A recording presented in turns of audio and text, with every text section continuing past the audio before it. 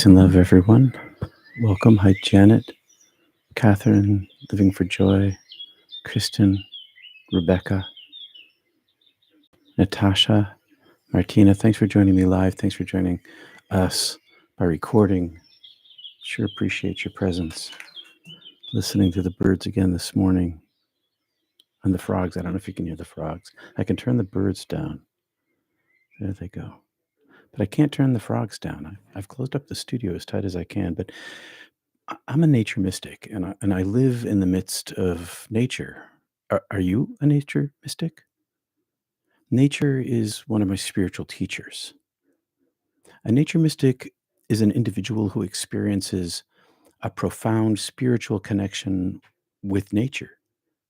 This connection involves a sense of unity with the natural world and a deep appreciation for its beauty and complexity. Nature mystics may experience spiritual significance and maybe a palpable energy, something you feel in nature and natural phenomenon. Viewing nature as a source of divine wisdom, divine presence, divine inspiration. So, here are some key characteristics and understandings associated with nature mysticism. Spiritual unity. Nature mystics often feel a sense of oneness with the natural world. I know I'm an animal, and in nature, I'm an animal like other animals. We experience a dissolution of boundaries between ourselves and our surroundings. We often feel energized, grounded, or cleansed while in nature. Reverence for nature. Number two, we hold nature in high regard, sensing it as sacred or imbued with divine qualities. Deep contemplation. Nature mystics find a sense of peace and tranquility in spending time walking, gardening, sitting, standing, admiring, contemplating, meditating, or maybe doing yoga or qigong in natural settings. Our connection with the environment provides us with a calm, safe reassurance. Ecological awareness. Nature mystics often are at the forefront of the environmental stewardship movement and responsibilities. Our strong sense of duty and urgency to protect and preserve natural ecosystems, well, it inspires us to act. That's why I have a microhabitat out here. It's why you hear frogs. Transcendent experiences. Many nature mystics report having transformative, transcendent experiences while in nature, maybe nature bathing, walking in the woods, walking by a lake. These moments of profound interconnectedness and spiritual enlightenment, being minor or major, inspire us to see the light in the world, to feel it in ourselves. Inspirational insight.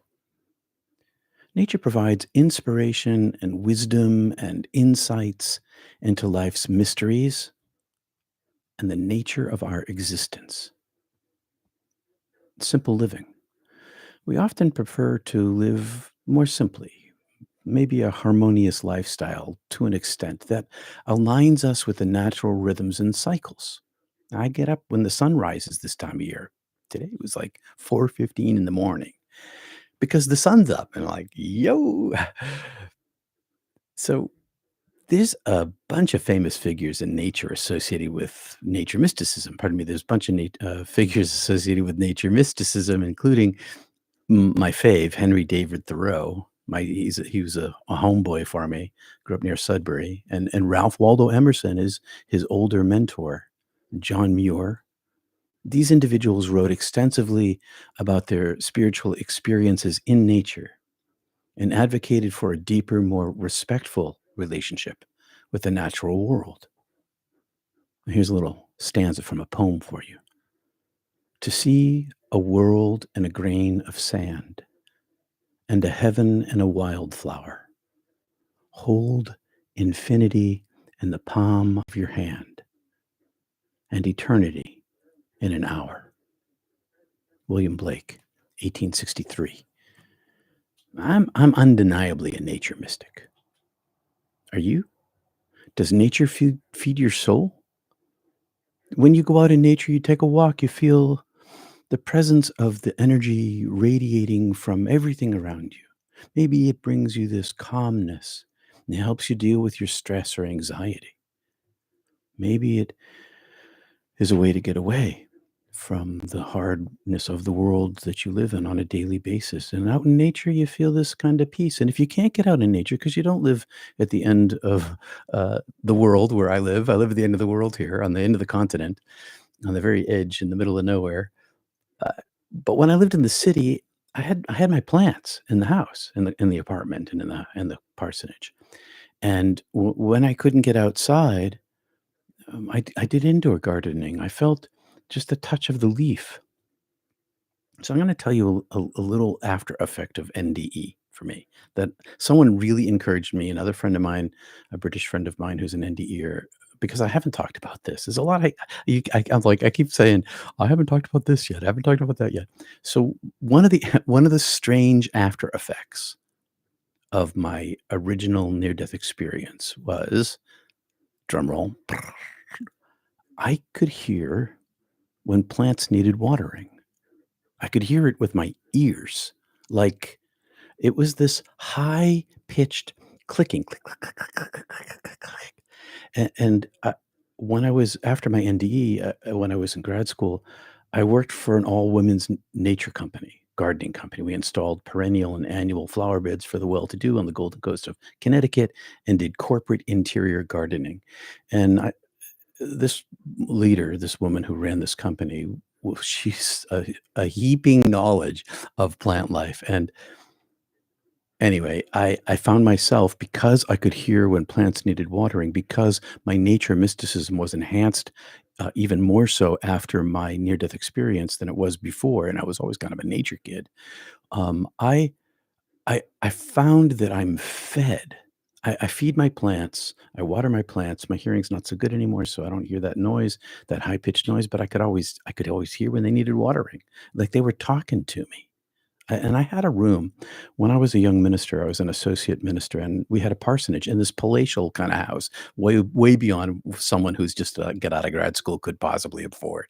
And it was a nice house. And I had one room. I took the dining room and I had like 80 plants in there, bananas and ficus and all sorts of big plants and little plants, and the whole place would be a raucous noise fest if I missed a day of watering. I'd wake up in the morning and I could hear it upstairs be like click click click click click, click, click. I get down. I gotta do the plants before I do anything else because they're not going to shut up until I do. And it was just one of those strange after effects that connected me more deeply with nature. So are you a nature mystic? You don't have to have that kind of odd after effect. uh, but are you a nature mystic? Do you feel energized when you're outside? Do you feel cleansed? Do you feel calm? Does it help you deal with your stress? Do you meditate in nature? I love doing yoga outside. I bring my mat outside my studio, and I put it down on the. I have a boardwalk because it's a damp land where I live. I put it down on the boardwalk, and I'm like, I love doing nature under this yoga under the sun, with the insects, the bees buzzing, and the wind blowing. And so, let me ask you this: If are you a nature mystic? If you are, if you've had a natural experience in the world, a spiritual experience in the natural world, let me know in the comments because I don't think I'm alone with this. I think lots of people are. I think lots of people feel connected to nature, and they're not even many religious. They don't have to, you don't have to be religious. All you have to do is feel the presence of the spirit in nature and let it talk to you. And if you want to hear it better, meditate outside. And instead of using your chant, use your listening power. Maybe we'll talk about that next week. Listening power. I'm going to make a note of that because otherwise, it'll slip my mind. Listening, meditation, nature. It also trains the brain when you listen intently to the sounds of nature. All right, my friends, let's take a look over here before we jump into some meditation. And do you want me to?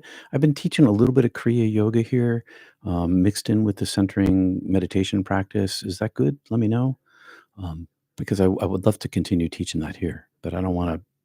I don't want to rush at people. Yeah, Catherine Louise, she's a vegan for nature and the planet. Excellent. I communicate with nature easily, more easily than with family members, it seems, says Maggie. Yeah. John Muir was from Scotland, by the way. She says she's over there in Glasgow. Um, yes, he was. Yes, he was. He's a morning person. Yeah, I'm totally a morning person. If they're talking about me, Chris, undeniably so. You are a nature mystic. Thang, but where is the best place to go in nature? Anywhere. I live on the edge of the wild. I like the wilderness myself. I'm a big fan of the wilderness, but anywhere, a park in a city, a tree on a sidewalk. I'm a, I'm a tree hugger too. Shh, don't tell anybody. But a single tree on the sidewalk. The best place to go in nature is wherever you are, wherever there is nature. And for me, I love the grandeur of, say, the West and the Western United States, where it's deserty and big expanses. But I really love plants and animals. Plants, animals, insects, flowers, birds. Birds sound like the bird song is like praise to me. And so is a babbling brook. Babbling brooks are a great space to touch nature or a river. Yes, it's you. I can't stop myself from picking up litter and recycling. That's a really good example. You pick up trash. Yes, and you don't throw it out the window. Do you remember the United States in the 1970s when there was trash everywhere and the environmental movement kicked off? Earth Day and all that stuff. Maybe you were around, maybe you weren't. But our roadways are a lot cleaner than they used to be. And I love the fact that you're picking up trash. We've got a little beach back here. It's not ours. And it's not really a beach. It's a stony. It's full of stones. But my wife, she goes down on a regular basis with a bucket, a 5-gallon bucket, and picks up microplastics. She does her part too. I love William Blake. Me too. So true. Nature is so uplifting. A distance from nature causes me depression. I'm in the city. I probably need more plants. Good reminder. Thank you. You know, snake plants, they help with pollution in the house. Just letting you know. We've got a snake plant outside this window right now. All my indoor plants are right outside that window right now. Yeah, having plants in your apartment, bringing the natural world to yourself, that's a beautiful thing. And I want to make sure we get at least 15 minutes of meditation, but I'm having fun this morning reading your comments. And I hope you are too. Nature has a way of replenishing, relaxing, and recharging always, says Zoe. Yes. Replenishing, relaxing, and recharging. Ah, that's perfect. That's well said. I like that. Outstanding, Maggie. Well done for you. Absolutely. Nature healed me from paralysis and PTSD. It healed you from paralysis and PTSD. Love what you shared. You are tuned into the plant's needs. We are all one. We are all one. Plants are super intelligent in their own way. They don't have brains like we do, but if you study any sort of fungi and the communication network it creates under the ground between the root systems of trees and the communication that happens, like an oak tree over here gets a bug and the information travels down and might go through a fungi to another oak tree and says, "Hey, I've got bugs." It's astounding what we're learning through science about nature. Nature's very cool. We are one. I was just about to say I do meditations in nature. Amy, yes, exactly. And big heart there from Zoe for the birds. I'm gonna move a feather. Have feathers on my desk too. I'm gonna move this feather out of the way so I can read this next comment. Um, you might say I'm a natural whole. You, sacred Jody. Yes, I kind of I am too. Yeah, I suppose so. Snake plants, thank you. Yeah, they're great. And they're easy to grow too. They don't require a lot of care and they grow really tall and they're fascinating looking. All right, so all right, so we've got 15 minutes. I like to do this in a half an hour because people have lives to live. And the most important part of meditation is the regular practice of it. That's the most important thing, is that you actually do it. Even if you get only 5 minutes in a day, it's good to do 20, but don't be stuck on the number. Be stuck on the practice. Okay. The practice, what makes all the difference. I don't need those things on anymore because I don't have anything to read. My feet are flat on the floor. My hands are, I like this shape right here, mula shape. I put it up, thumbs touching my belly button, fingers overlaid, feet flat on the floor. Stretch my mouth a little bit. I stretch my face, loosen my neck, breathing into my belly, into my navel, feeling the expansion of my belly, letting my lungs fill naturally, pausing a moment, exhaling out my nose. Simple as that. Let's do that for a minute or two. Attach your chant to it, your mantra, your prayer. Say the words in your head. When your mind wanders, come back to the words and the breath.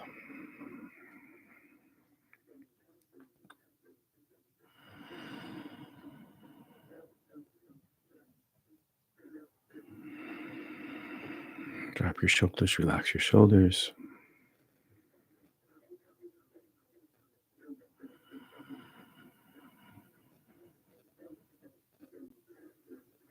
Put your mind in your navel. Fill your belly. Hold your breath a beat. Release. Bring your mind to your third eye, between your brows.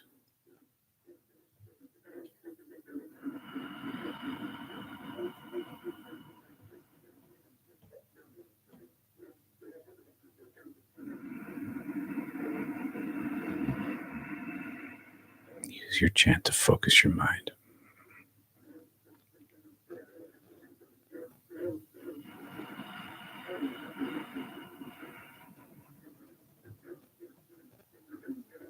Elongate the syllables if you need it to complete the breath.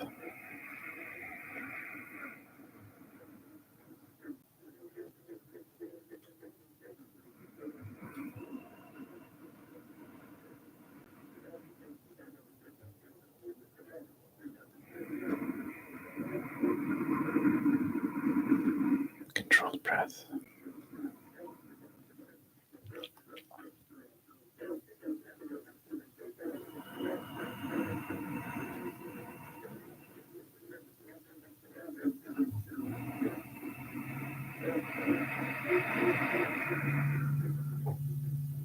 From your brow, right down your spine to your root.